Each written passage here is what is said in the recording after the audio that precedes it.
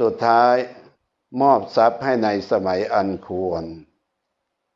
เห็นบ่เพิ่นบ่ได้เอาไปนำใดทรัพย์สมบัติทั้งเบิดน่ะตกเป็นของลูกเพราะลูกเป็นทายาท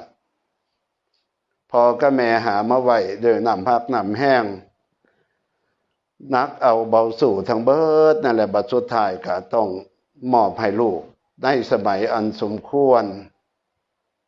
พ่อแม่ก็สุดท้ายก็บ่ได้เอาหยังไปนำก็ตกเป็นของลูกของเต้า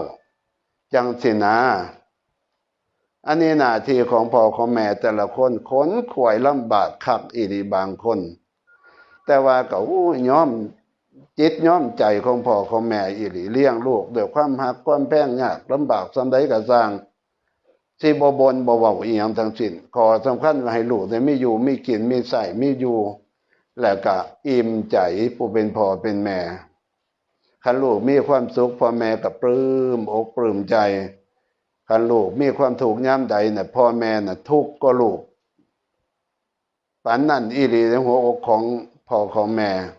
เพราะนั้นธรรมะ5ข้อนี่เป็นหน้าที่ของพ่อของแม่ที่เพิ่นทำปฏิบัติต่อลูกต่อเต้าทุกคนเบิดโลก